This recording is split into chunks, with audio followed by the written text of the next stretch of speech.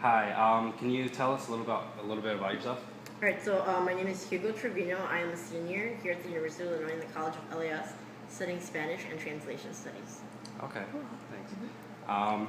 So, how would you describe the social climate of the campus community? As far as people with disabilities, Just in general.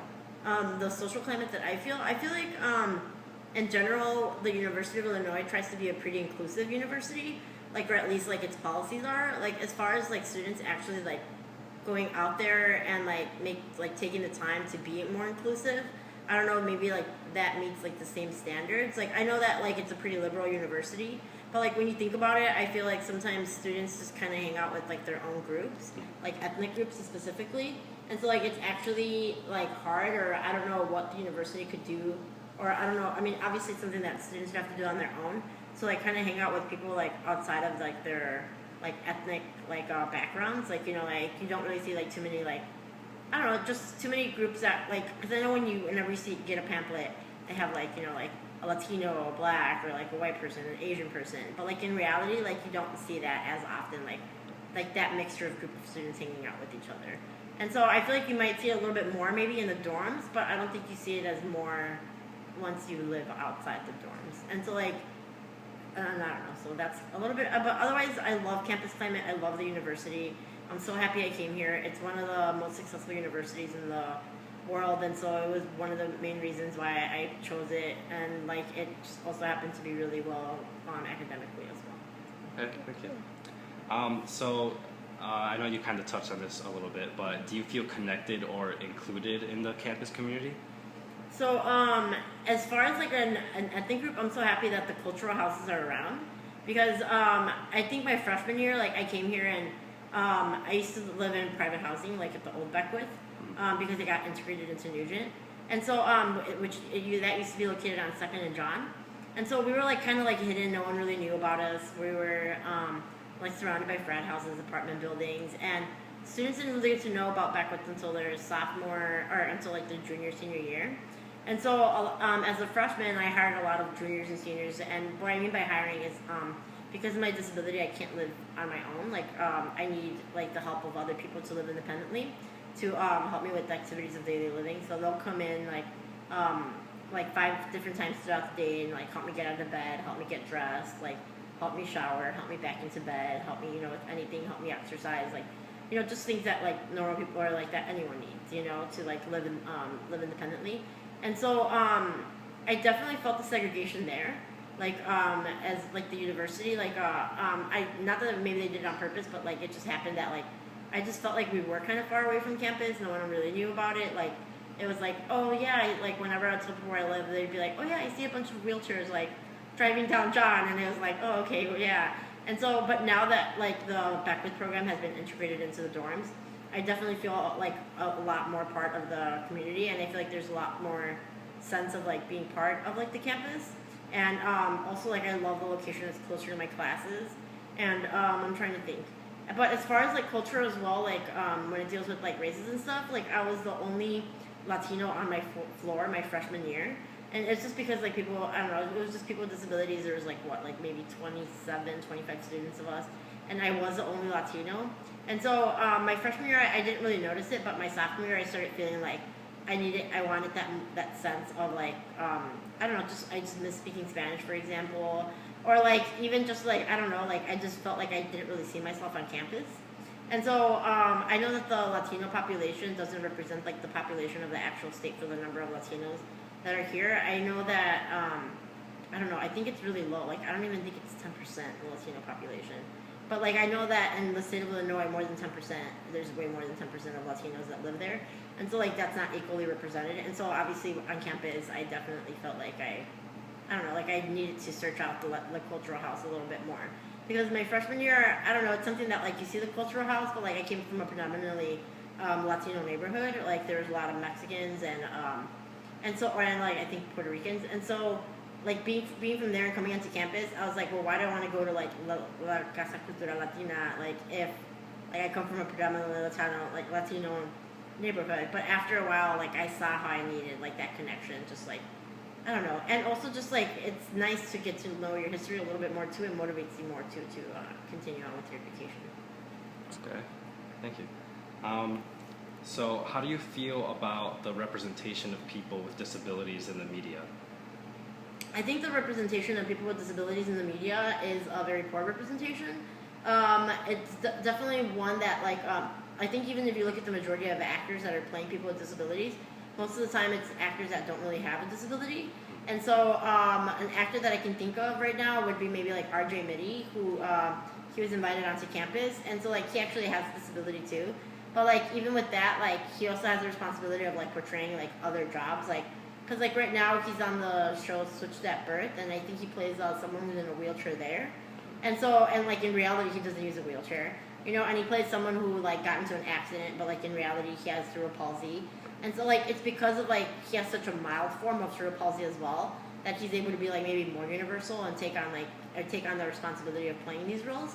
But in general too, I feel that the media constantly does the portrayal that like that we need to be cured, and that like so someone with me like in the wheelchair, like the example that I can think of is Glee.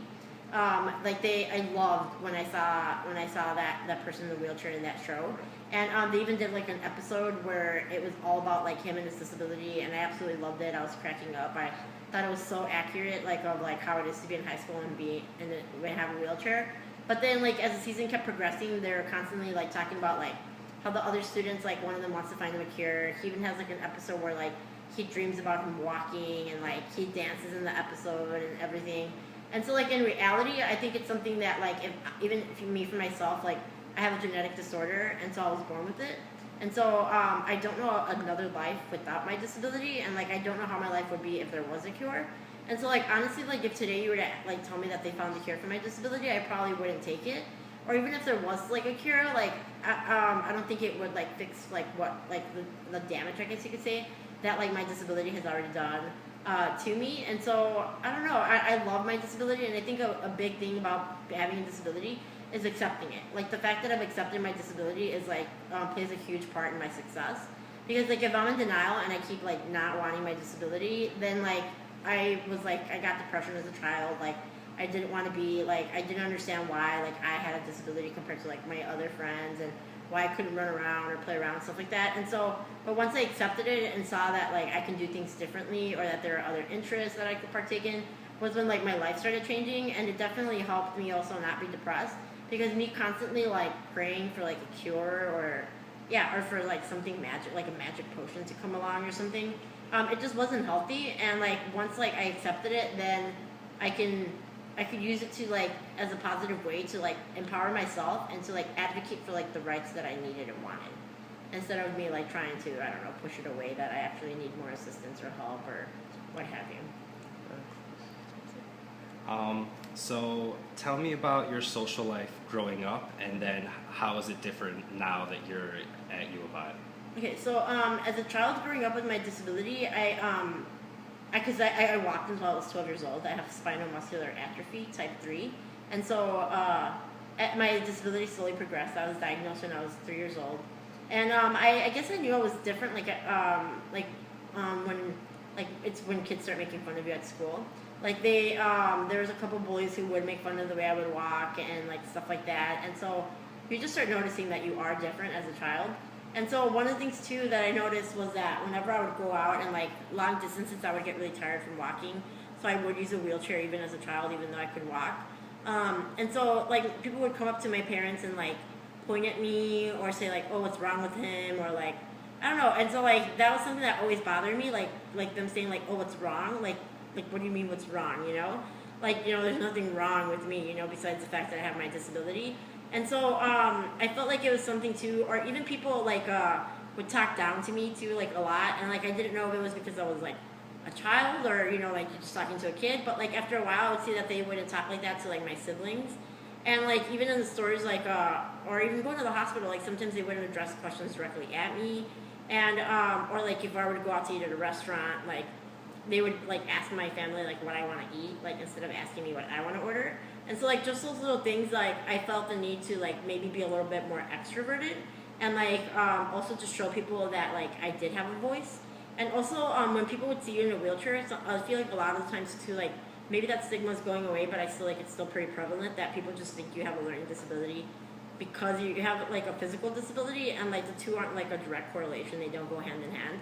And so I also feel like that was another thing too that I constantly had to like exert myself to like not only like be more extroverted and show people that like I could be social, but also that like I was mentally all there as well, and so that it was and almost like prove that it was just physical and not mentally as well.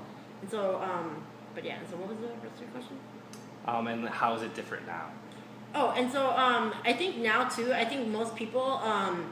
I think like as a child too. When you go out into the public and you're at a store, let's say that like you see me and you have like a little kid. The little kid will want to like come up to me and ask me about my wheelchair, like like they'll think it's cool or what have you. And so what happens with adults is that like they're constantly like, oh, stop it, don't point at them, like don't look at them, don't talk to them. And I feel like that scares a child. And I feel like as a child, like you internalize that.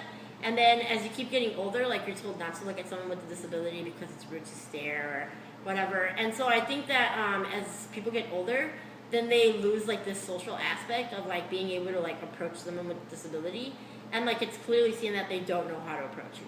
Like if I were to go out to like a bar or like something social like that, like I've gotten it where sometimes people like thank me for going out, and like which is like funny because okay, like why are you thanking me for being out into the public, Or and so and also people just don't know how to ask me like about my disability, and so it's something that you constantly have to keep like talking to people about because you just have to. It's all about like how you approach the situation. Like definitely like asking me what's wrong like is the most horrible way of asking me because or I even had a friend one time who was like pointed at her and was like, so like what's going on there, like, and pointed to like her entire self, and she's like what do you mean, like am I like not like do I have like a stain on my shirt or something, or like what do you mean what's going on there? And so the girl wanted to know about her like disability but just didn't know how to approach it or how to ask her like so I think that the best way to ask it is like, and like your intentions will show too. If you just ask someone like, hey, like is it okay if I ask about your disability, like just curious, and the person will most likely, like if you like don't say it in a patronizing way or condescending or whatever, they'll for sure tell you like what is going on with the disability or what are the limitations. And like it's interesting too because how I mentioned earlier, I have assistants that help me with activities of daily living, and even them like they sometimes like as I was a freshman, I would notice that they would go like around me and ask my other friends who were close to me like what disability I had, and so then my other friends would be like, hey, like so and so like asked me like what your disability was and like blah blah blah. And so as I kept getting like hiring new students and just like meeting new people, I made it a point that like when I would hire them, I'd also tell them about my disability and let them know that I'm completely fine with them asking me any questions about it. Because I think that also like one thing that I realized was that if they knew more about my disability, like they would know also how to help me even better.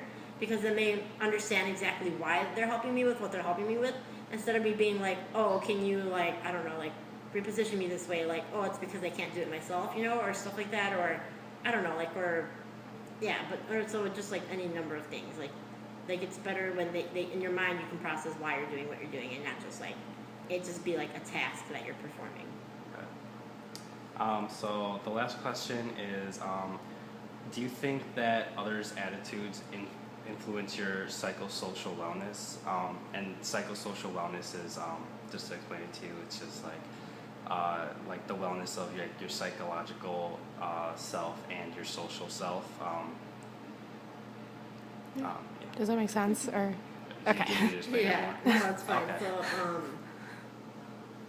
So wait, can you repeat it one more time, maybe? Yeah. Do you think others' attitudes influence your psychosocial wellness?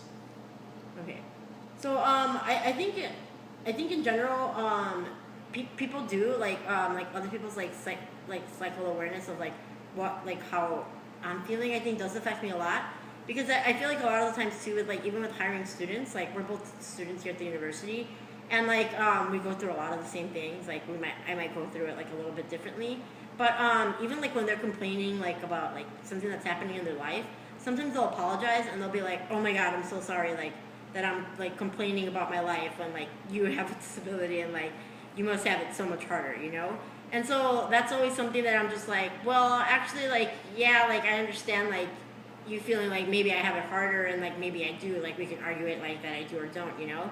But like the point is that like because I've accepted my disability, because I've accepted like the challenges that I have to like take on a daily basis, like I know how to handle that. Like maybe if I was in your shoes, like I would be a mess as well, you know, because I don't know how to handle that situation. And so like what I try to tell them is that like, you know, like when they're having like emotional problems and like psychologically like they're just not there, or like they feel like having a breakdown, like it's okay to have a breakdown, like even though like they might not see me having a breakdown, like we deal with like our emotions differently. And so because I know how to handle like my problems doesn't mean that like they should feel like theirs are any less like worthy or any less hard.